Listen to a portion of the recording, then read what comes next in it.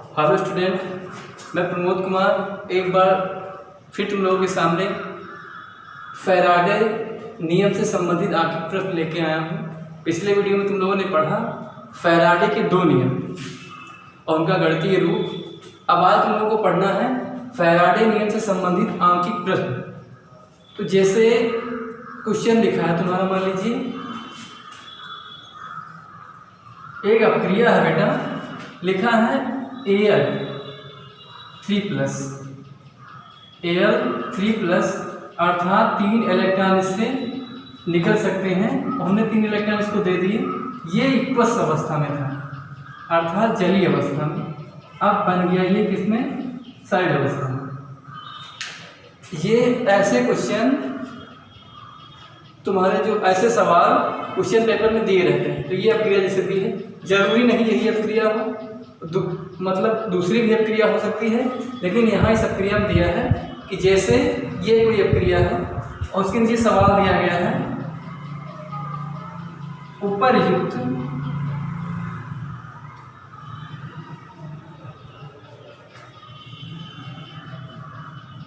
अभिक्रिया में 90 gram aluminium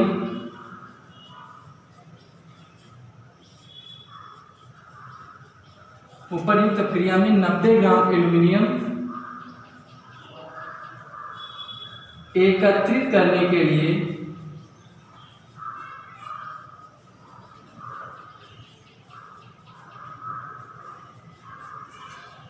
कितने कूलाम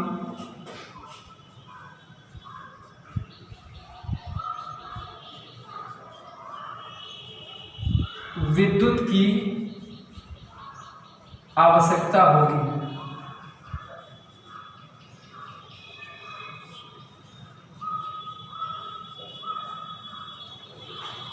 ये कोई अपक्रिया दी है जिसके बारे में कहा गया है कि उपर्युक्त अपक्रिया में 90 ग्राम एल्यूमिनियम एकत्रित करने के लिए कितने कूलाम विद्युत की आवश्यकता होगी। तुम लोगों ने बेटे जो पहला नियम था कूलाम का, उसमें पढ़ा था फार्मूला W =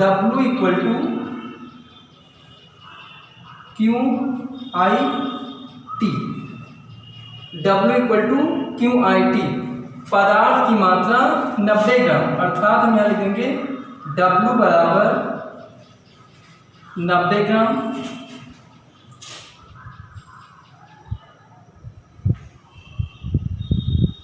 यहाँ गलत हो गया बेटा,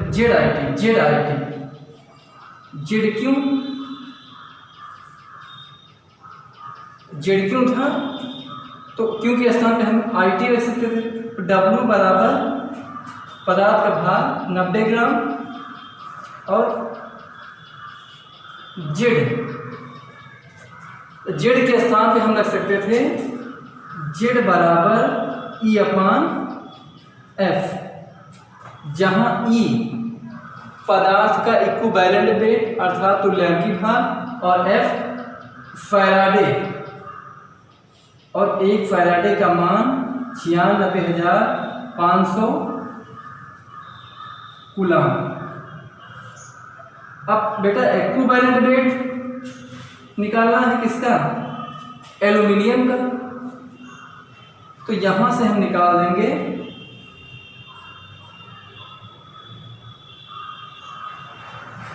और किसी भी यौगिक या तत्व का परमाणु भार निकालने के लिए हम क्या करते हैं, तुल्यांकी भार निकालने के लिए परमाणु भार बटे उसकी संयोजकता, जितना परमाणु भार हो उसकी संयोजकता से हम क्या कर दें, भार दे दें। तो यहां पर बेटा लिख देंगे एल्यूमिनियम का परमाणु भार बटे उसकी संयोजकता।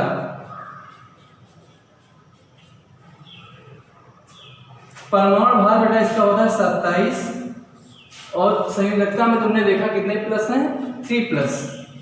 तो हम यहाँ लिख देंगे =9। अब सब कुछ तो आ गया इसमें, W मालूम हो गया, E मालूम हो गया, F का मान पता ही है,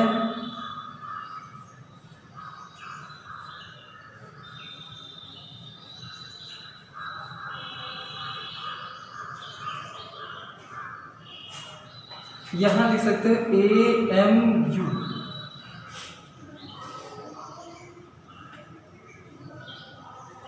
अब ये वाला फार्मूला बेटा रख देंगे, क्योंकि क्यू का मान हमको मालूम नहीं, तो क्यू यहाँ पर क्या है, अब बाहर कर देंगे। क्यू को बेटा कर देते हैं हम बाहर, तो Q equal to W into F upon E। W तुम्हारा 90 ग्राम, E 96, 500 और E का मान है तुम्हारे नहीं, F का मान 96, 500 और E है 9। यहाँ से काट देते हैं हम 10, और ये हो गया, एक शून्य इधर और बढ़ा दो, ये, और मान यहाँ पर किसमें लिखेंगे, कूलाम में। 9,65,000 कूलाम। एक कूलाम में का मान जाते हैं 96,500, तो ये कितने कूलाम के बराबर हो जाएगा, तो यहाँ पर ये भी लिख सकते बेटा, या कितने कूलाम, 10 कूलाम। भाई एक कूलाम में जान दो 96,500, एक जीरो यहाँ जा रहा है, तो 10 कूलाम के बराबर हो गया, यही तुम्हारा आंसर हो जाएगा। तो उपरयुक्त प्रक्रिया में 90 ग्राम एल्यूमिनियम एकत्रित करने के लिए कितने कूलाम विद्युत की आवश्यकता होगी, तो 10 कूलाम विद्युत की आवश्यकता होगी, नीचे लिख देना। ठीक है, ये हो गया तुम्हारा बेटा पहला सवाल। और एक चीज बेटा, यहाँ पर केवल एक इलेक्ट्रोड दिखा रहा है, पदार्थ की मात्रा भी एक ही जैसी है, भिन्न भिन्न अगर हो जाए और इलेक्ट्रोड भिन्न भिन्न हो जाए, तुम लोगों को पता है अगर पदार्थ अलग अलग और इलेक्ट्रोड अलग अलग, तो फिर फैराडे का हम द्वितीय नियम लगाएंगे, और यहाँ पर जब एक ही पदार्थ एक इलेक्ट्रोड, तो हम प्रथम नियम से इसको हल कर देंगे। ये आसान सा सवाल हो गया तुम लोगों के सामने। ठीक है, तो लिख लेना।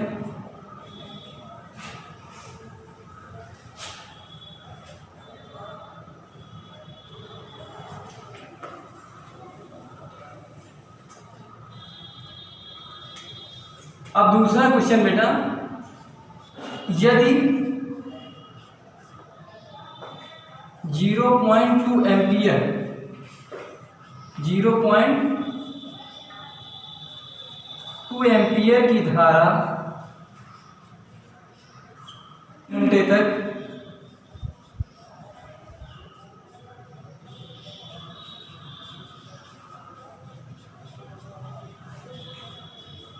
प्रवाहित करने पर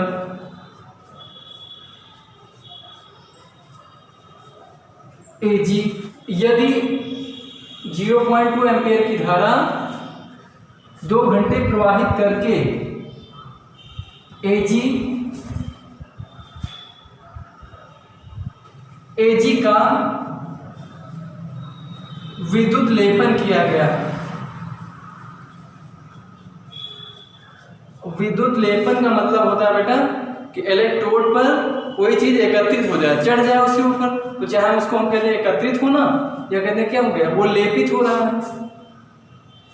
तो यदि 0.2 एम्पियर की धारा 3 घंटे तक प्रवाहित करके Ag का विद्युत लेपन किया गया,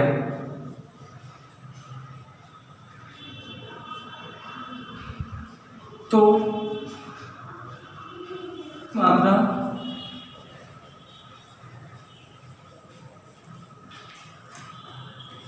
Ag की कितनी मात्रा, और ब्रैकेट में सवाल नहीं दिया है, यदि Ag का परमाणु द्रव्यमान या परमाणु भार कितना है, 108, ये दिया है। तो सवाल तो ये बहुत आसान बन गया, क्योंकि अब फार्मूला हम वही फिर पुट कर देंगे, W बराबर ZQ, धारा दी है तो Q के स्थान पर रख देंगे I/T, क्योंकि समय भी दिया है। आप यहाँ से देखो Ag की कितनी मात्रा, अर्थात W अज्ञात है।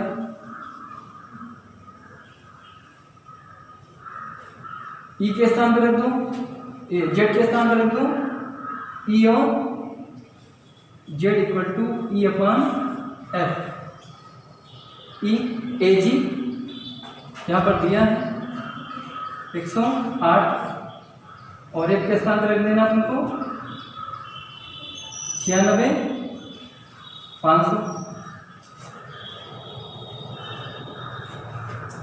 I के स्थान पर रख दो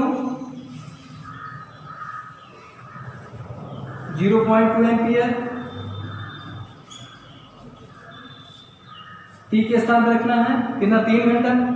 और पिछले वीडियो में हमने बताया कि यहाँ पर समय सेकंड में होना चाहिए, तो अगर 60 से गुणा करते हैं तो समय मिनट, फिर 60 से करते हैं तो ये हो गया तुम्हारा सेकंड में। आप फार्मूला यहाँ पर पुट कर दो,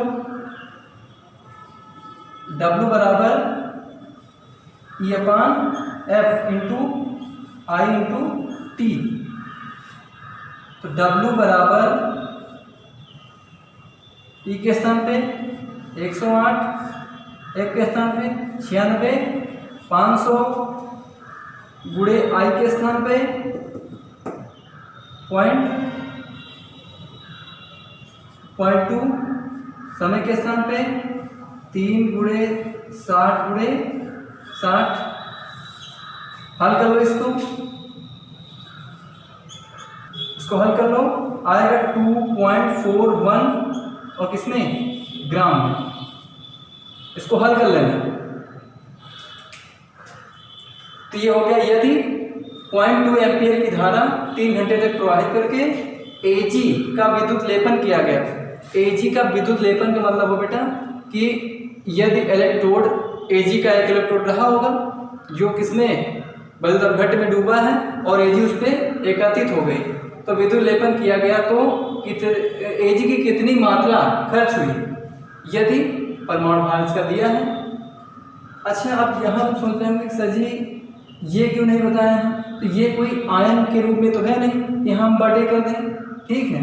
तो ये Ag के E के स्थान पर हमने 100 कितना रख दिया, 108 रख दिया, F के स्थान पे ये, और इसको हमने पुट कर लिया। ये हल कर लेना, आ गया तुम्हारा W आ गया 2.41 ग्राम।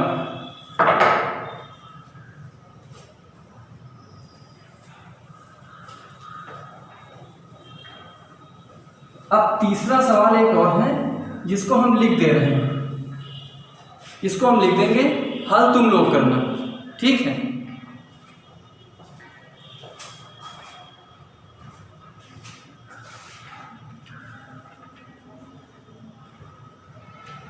क्वेश्चन है बेटा तीसरा,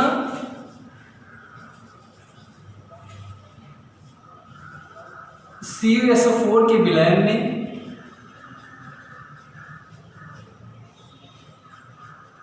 CuSO4 के विलयन में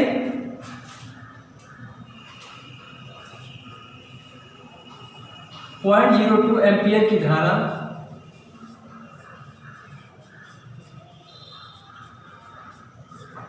0.02 एम्पियर की धारा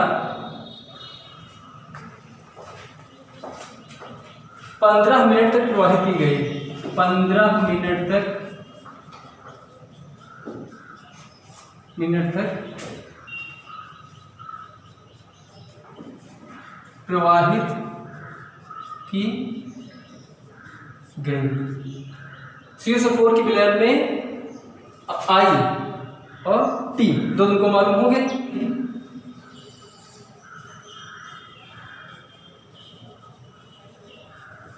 ये Cu का परमाणु द्रव्यमान या परमाणु भार 63.5 है,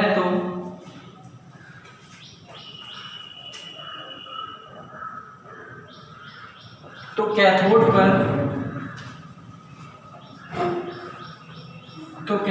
पर एकत्रित Cu की मात्रा ज्ञात करो। ये सवाल तुम लोग को खुद लगाना है और हमको कमेंट्स में बताना है इसका आंसर। एक बार इसका हम फार्मूला बता दे रहे हैं।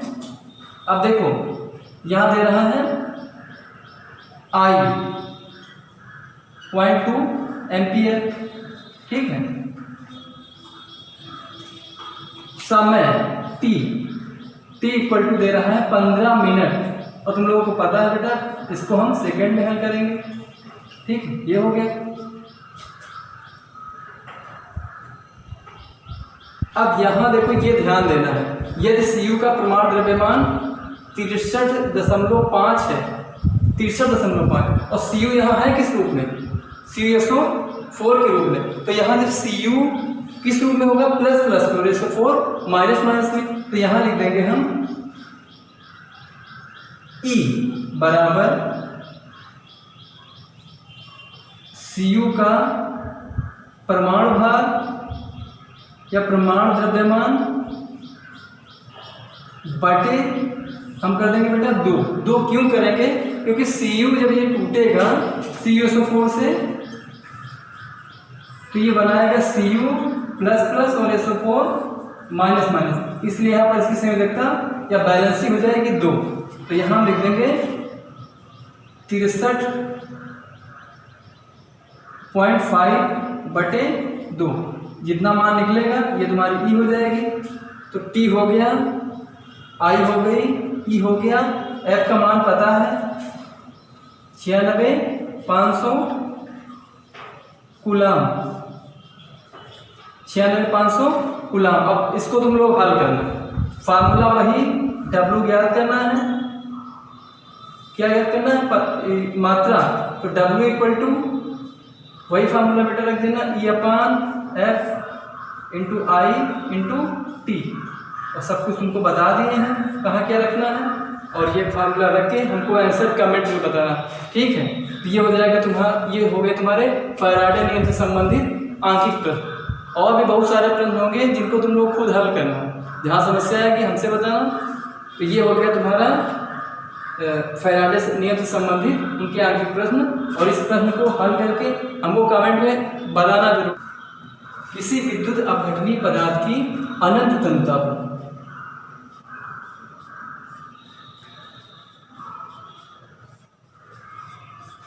अनंत तन्यता कहने का मतलब हुआ उसको हम कितना, जितना तनु कर पाए उतना तनु कर दें, अर्थात उसको हम दुर्बल वैद्युत अपघट्य बना दें, दुर्बल वैद्युत अपघट्य। किसी विलयन की, किसी विद्युत अपघटनीय पदार्थ की अनंत तन्यता पर मोलर चालकता,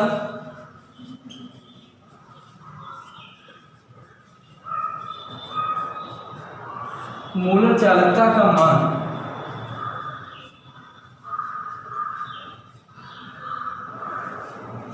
उसमें उपस्थित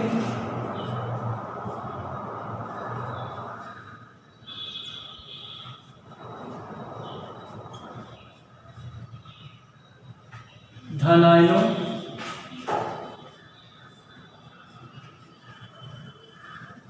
और ऋण आयनों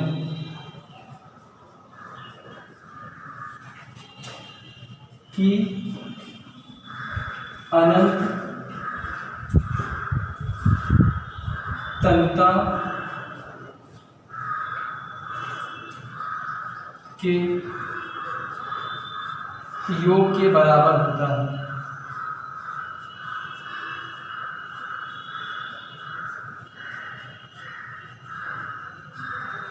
किसी वैद्युत अपघटनीय पदार्थ की अनंत तन्यता पर मोलर चालकता का मान उसमें उपस्थित ऋणायनों और धनायनों ऋणायनों की अनंत तन्यता के योग के बराबर होता है। अर्थात हम मान लेते हैं, जैसे हमने पीछे बात की थी NaCl की, NaCl एक वैद्युत अपघटनीय पदार्थ है।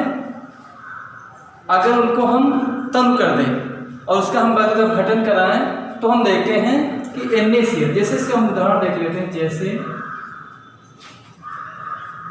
एसिटिक अम्ल CH3COOH,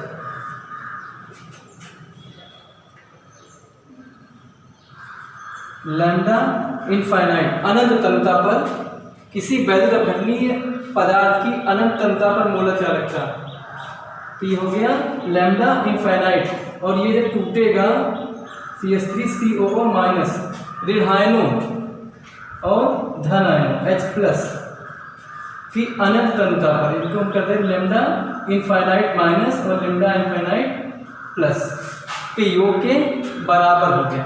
तो यही है कोलेराउस नियम कि यदि किसी वैद्युत अपघट्य की अनंत तनुता पर मोलर चालकता का मान जो है वो लैम्डा इनफाइनाइट प्लस माइनस और लैम्डा इनफाइनाइट प्लस, अर्थात उनकी मोलर चालकताओं के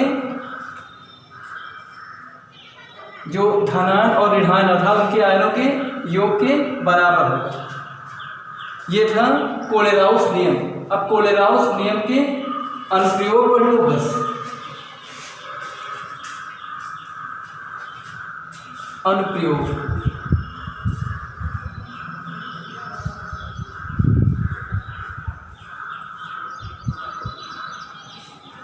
तो इसमें पहला अनुप्रयोग यही है कि कोई एक दुर्बल वैद्युत अपघट्य है, दुर्बल वैद्युत अपघट्य, उसकी मोलर चालकता ज्ञात करने में। तो पहला दुर्बल वैद्युत अपघट्य की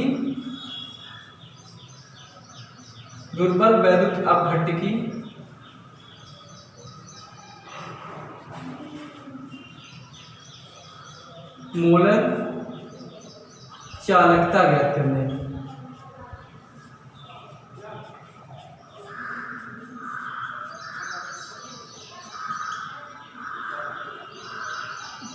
किसी दुर्बल वैद्युत अपघट्य की मोलर चालकता, वियोजन की मात्रा, दुर्बल वैद्युत अपघट्य की वियोजन की मात्रा ज्ञात करें। वियोजन की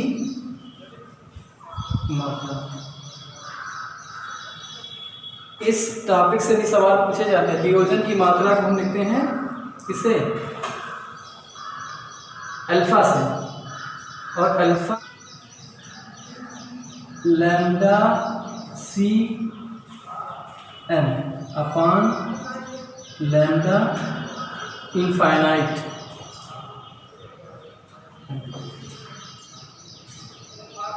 alpha equal to lambda CM upon lambda infinite M, जहां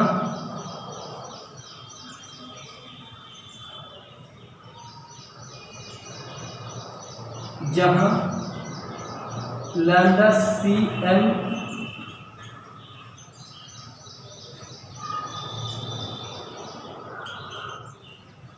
C सांद्रता पर मोलर चालकता,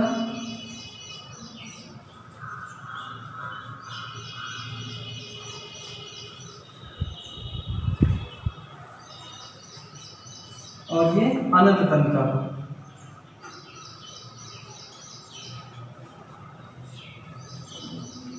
अनंत तनुता पर मोलर चालकता।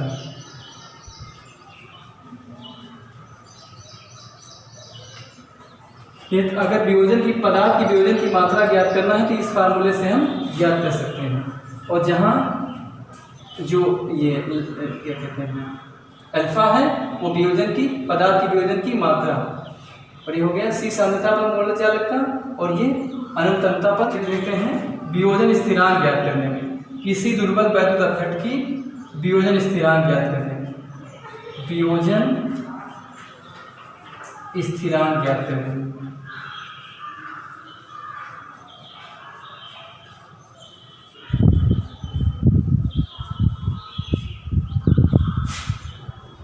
तो इसमें तुमने देखा कि सबसे पहले जो फैराडे नियम से संबंधित आंकिक प्रश्न थे वो, और दूसरा कोलेराउस नियम।